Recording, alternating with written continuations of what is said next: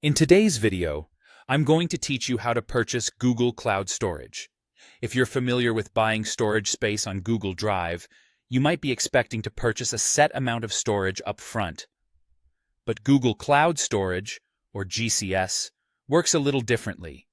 It operates on a pay-as-you-go model, allowing you to pay for only what you actually use, rather than committing to a predetermined storage package. This flexible approach can be beneficial for businesses and developers who have variable storage needs. The first thing you'll need to do is to set up your environment. If you haven't created a Google Cloud project yet, that's your starting point. Head over to the Google Cloud Console and create a new project. Once your project is in place, it's time to enable the necessary features. Navigate to the APIs and Services section and select Library. There, you'll need to enable the Cloud Storage API. This step is crucial, as it grants your project the functionalities needed to interact with Google Cloud Storage. Next, link a billing account to your new project. Setting up this billing account means you'll be ready to start incurring charges as soon as you begin using the service.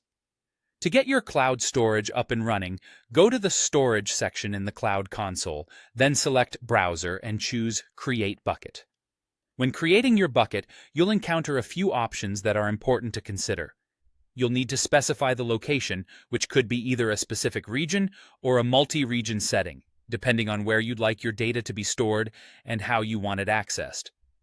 After specifying the location, select a storage class. The options here range from Standard, which is great for data you need frequent access to Archive, which is designed for long-term storage of data that you access infrequently. Once you've set up these parameters, you can start uploading data to your bucket.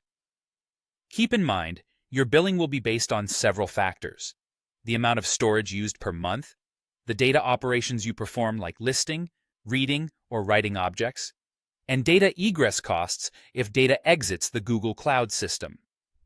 To help you better plan for these costs, Google provides a handy tool called the Google Cloud Pricing Calculator.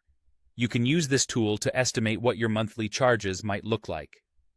Simply select Cloud Storage, add your expected data storage amount, and specify anticipated operations, such as PUT and GET requests. You'll also need to choose your storage class and region in the calculator. Reviewing these estimates before deploying your storage can give you a clearer picture of your potential expenses and assist in managing your budget effectively. Remember, this pay-as-you-go model provides great flexibility and efficiency for those with dynamic storage requirements. Understanding these steps will help you utilize Google Cloud Storage confidently, ensuring you're only paying for precisely what you need. Thank you for tuning in, and I hope this guide makes navigating Google Cloud Storage a little bit easier for you.